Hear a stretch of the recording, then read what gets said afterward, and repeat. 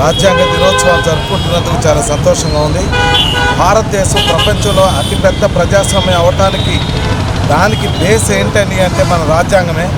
రాజ్యాంగం అంత పటిష్టంగా ఉండబట్టి, దాంట్లో పీఠిక మరింత బలంగా ఉండబట్టి, దాంట్లో భారతదేశంలో ఉన్నటువంటి అన్ని వర్గాలకి, అన్ని మతాల కులాలకి అందరికీ కూడా కావాల్సిన ప్రొవిజన్స్ ఇవ్వబట్టి, ఎంతో విస్తృత ఆలోచనతో ముందు చూపుతో రాయబట్టి ఈరోజు భారతదేశం ఇంత గొప్ప ప్రజాస్వామ్యంగా పరిమితం జరుగుతుంది.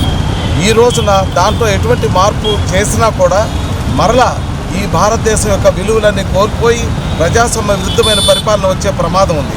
కాబట్టి ఇందులో ఎటువంటి మార్పు ఉండకూడదు. ముఖ్యంగా నేను విద్యార్థులందరికీ ఏం చెప్తున్నానంటే, మీరు మీ మత గ్రంథాలు చక్కగా చదువుకోండి, కానీ వాటన్నిటికంటే మించి ఈ భారతదేశంలో అతి ముఖ్యమైనది రాజ్యాంగం. రాజ్యాంగం నేర్చుకుంటే మనం భారతదేశాన్ని గురించి పూర్తిగా అవగాహన చేసుకున్నట్టు అవుతుంది. కాబట్టి ఈరోజు నేను ఇచ్చేటువంటి సలహా ఏంటంటే, ప్రతి టీచరు, స్టూడెంటు రాజ్యాంగం పట్ల ఎంతో అభిమానంతో, గౌరవంతో ఉండటమే కాకుండా దాన్ని సంపూర్ణంగా నేర్చుకొని దాన్ని నలుగురికి తెలిసేట్టు చేయాలని నాకు. భారత రాజ్యాంగ నిర్మాత డాక్టర్ బిఆర్ అంబేద్కర్ గారి యొక్క ఆశయాల మేరకు భారతదేశంలో ఉన్నటువంటి అప్పటి జనాభా లెక్క ప్రకారం 30 నుంచి 40 కోట్ల మంది, ఇప్పుడు జనాభా ప్రకారం 440 కోట్ల వరకు ప్రజలు ఈ భారతదేశంలో విస్తృతమైనటువంటి వాళ్ళ యొక్క జీవన విధానాన్ని కొనసాగిస్తున్న కారణం ఏంటంటే, బిఆర్ అంబేద్కర్ గారి ఆశయాలు secularism, socialism, democracy, fraternity, equality, Liberty, justice, వీటన్నిటికీ ప్రతిరూపంగా రాజ్యాంగాన్ని తయారు చేసినటువంటి బిఆర్ అంబేద్కర్ గారికి కృతజ్ఞతలు, అభినందనలు మరియు మనస్ఫూర్తి శుభాకాంక్షలు.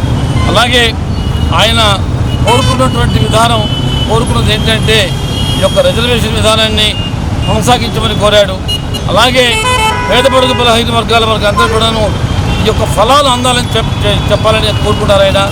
ఆ ప్రతిఫలాలు పేద బడుగు బలహీన వర్గాలు అందినప్పుడే ఈ రాజ్యాంగానికి, భారత రాజ్యాంగానికి ముఖ్యంగా గుర్తింపు వస్తుందని నేను అనుకుంటున్నాను. అలాగే రాజకీయ నాయకులు కూడాను,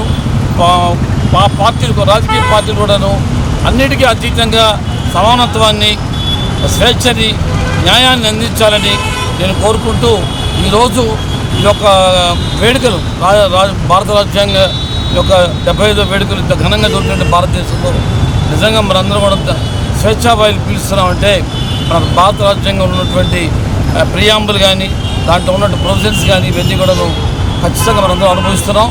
దీన్ని మిస్యూజ్ చేసుకోకుండా యువత ముందుకు వెళ్ళి రాజ్యాంగ నిబద్ధతతో పాటించి మన దేశానికి మంచి పేరు తేవాలని యువతని కోరుకుంటున్నాను.